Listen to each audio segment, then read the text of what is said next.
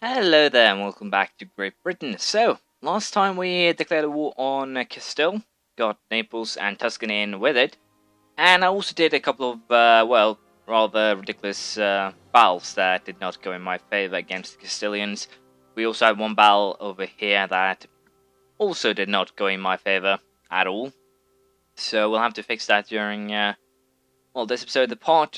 My plan to take the whole Roman Empire is coming along more or less very good. If I can get the province here, Verona, I'm pretty sure that I can make something work with both Salzburg and also Ferrara. Of course, the main problem here will be that both of them will hate my guts for it. I should probably have allied before I did this, and apparently these guys have become vassal of Austria, so Salzburg is apparently out of my limit. I've probably noticed that before, but I just haven't,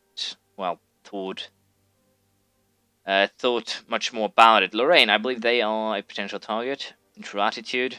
So yeah, if I can just get that attitude fixed, then Lorraine is a better target than apparently Salzburg. But I need 3 of them, so it shouldn't be an issue. With that said, we'll just continue where we left off. I'm not interested in a royal marriage with Savoy. I want to have that, position, I guess I should say, open to, change as soon as I need to, more or less. So we'll be declining that. In New World, we have a little bit of a problem with Netherlands, but it should be solvable, and it'll definitely be solvable once I actually get control of the Roman Empire. I have no idea how I didn't notice they were a vassal of Austria. I have no idea if that actually happened, a little while ago. It might have. Bohemia will never vote for me, so I need to get Lorraine. I need also to get Ferrara, I think, if I want to take charge of the whole Roman Empire. But with that said, we are going to join up our forces here, and we're going to use them in a battle probably against Naples. I'm a little bit unsure if I should actually hire a potential better general, but I think I can, survive the potential manpower loss here. So I'll have these guys go to Romagna, and then we'll do the stupid thing of attacking them in Firenze. Or apparently, we might actually get them to attack us, which would actually be quite wonderful. Yeah, they'll actually be attacking us here. So I guess I'll actually allow them to attack, and once they hit on the 3rd of August, we'll be sending our own team over to, intercept more or less. And hopefully with that, 1500? Are you kidding me? Austria has been re-elected, which is not the best, but not too much I can do about that.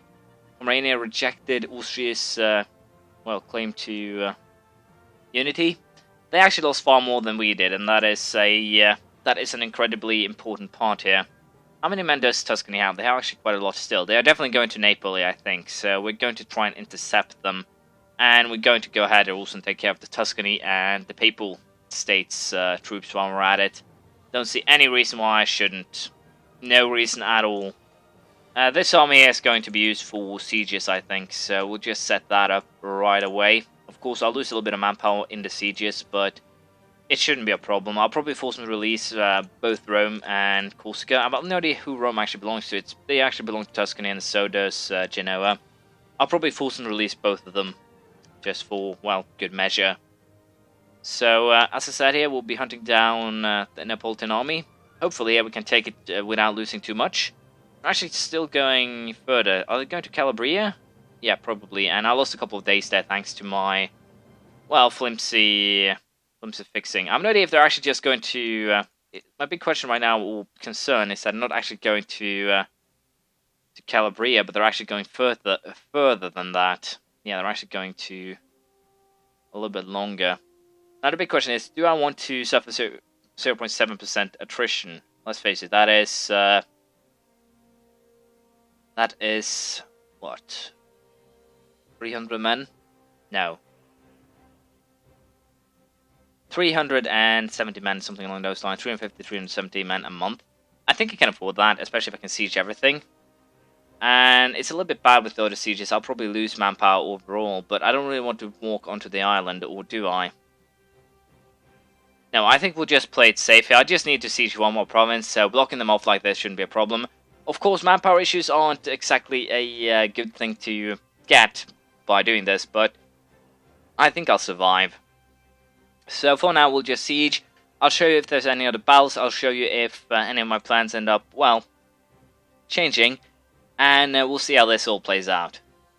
Also, since we do have a abundance of diplomacy points, we're going to take flexible negotiation here, which gives unjustified demands minus 25%, and also lowered stability cost from, or lowered impact on stability from diplomatic actions. It doesn't actually have anything to do with costs, it was just a tip of the tongue, more or less. But anyways, cardinal-wise, we are in a very good position. Only one isn't ours, so it gives me a little bit of extra legitimacy, of course, and that is very important right now. Especially if I want to run for, as I said, Holy Roman Emperor down the line. They have apparently chosen a couple new ones. Württemberg, potential actually someone I can vassalize, I think. I'm pretty sure I can actually vassalize these guys peacefully. Distance, so again, it's going to be a little bit of a problem here. Cologne, Archbishopric is going to be very difficult. Netherlands, who are they actually allied with? They are with Holstein, Teutonic Order, Cologne, and the Hansa, so declaring war on the Teutonic Order here might actually be beneficial to me. Declaring war on Holstein, declaring war on anything else will actually bring Austria into it, which is not actually something I would prefer at this stage. Do I? Austria has 103,000 men, I have twice that, and if we take Russia's forces into this as well, I'll have truces with, well, these two at least. I have no idea if I can actually catch Ferrara before the truce actually ends. If I can do that, then we'll definitely be attacking Austria. The alliance with Württemberg and Riga, very weak. Württemberg can then be forcefully vassalized, so all in all, I'm for an attack here, I think. Again, I would like to deal with Sweden first, so I can actually annex Denmark and to some degree Norway, but I guess I'll have to wait. Alliance-wise, or points-wise, I need 4 of them, 4 free places to put the Holy Roman Emperor states into. So again, Holstein can we get rid of? We can get rid of Savoy. We can get rid of Congo. So yeah, I do have more than enough spots. It's not really a problem. If I were to declare war on Austria right now, who would actually join me? I need a diplomat back home. Probably this guy. Aragon hates me quite a bit, so I don't think I will be getting anything for free from them anytime soon. So let's just get that diplomat back home, and then we'll see. If I were to declare war on Austria right now, who would actually join me? Russia would join me, and that's it. Again, this list isn't really that scary. East Frisia, Minster, Salzburg, Thuringia, and Hungary. So I might actually have to go for forcing Austria to release some of their nations here, and that could potentially be a very good idea. But for now, I'll focus on this war, and we'll decide what to do with Austria, well, once this war is over, more or less. We have a new heir here, George. He's a 416. Now, the big question is, yeah, he has a weak claim. That is a little bit... That's unfortunate. Also, Lorraine here actually does have a couple of minus modifiers against me, but I should be fine that too. I think I can vassalize these guys if we can get the alliance up and running, so we'll see if my plan actually works out. I'm pretty sure it will, but I can't be, of course, completely sure. The goal, of course, is Verona and Valencia, so we're going to just see, yeah, they're actually going to accept this now, and although I would like to, well, hand Aragon to Aragon, we can't actually do that unless I make peace with Naples on its own. We don't really want to waste any more manpower, so we're going to make this peace now since we can. I'm also going to take any gold that I can get my hands on, because I'm a greedy bastard. But again, let us just get our forces back home. Then we'll see what we'll do after that. Well, I guess I've come up with the plan there, or how we will deal with Austria. I'm a little bit unsure how this will actually play out, but I'm definitely planning on actually attacking Austria before they actually did Ewige Landfriede. But I'm a little bit unsure how I'll actually deal with this, because it's definitely going to be a problem doing so. The goal, of course, will be declare war on Austria, and during the time of peace, I will be going after, well, Cologne. I'll be going after all the electives. I'll be hopefully cutting Bohemia down a little bit in size, get Denmark up in power, hopefully regain most of my manpower before that time too. But all in all, we'll just have to see how it plays out. That is the basic gist of it. I'm also building another secondary transport fleet, but I'm going to split it into 2. I have 10 ships in Americas, and I'm going to have 10 ships in Africa for colonization purposes. But the plan will be basically now to race to Tech 19 military or units, and then we're going after Austria, and hopefully we should be able to crush them And hopefully I can do that before ever get land freed. If not, I'm just going to have to force them to refrain their, well, policy. I've also allied myself with Ferrara, and we'll be aiming to do so with Lorraine too, which I'm actually going to do right away. I believe I'm 1 over now. Once we actually ally, I'm a little bit unsure if, yeah, I do have a royal marriage with these guys. So I guess what I'll actually do, since I'm actually going to move fleets down, is just to cancel the military access I have with Congo.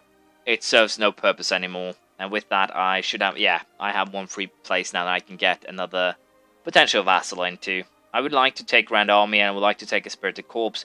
But right now, I think getting to level 19 as quickly as possible should take precedence.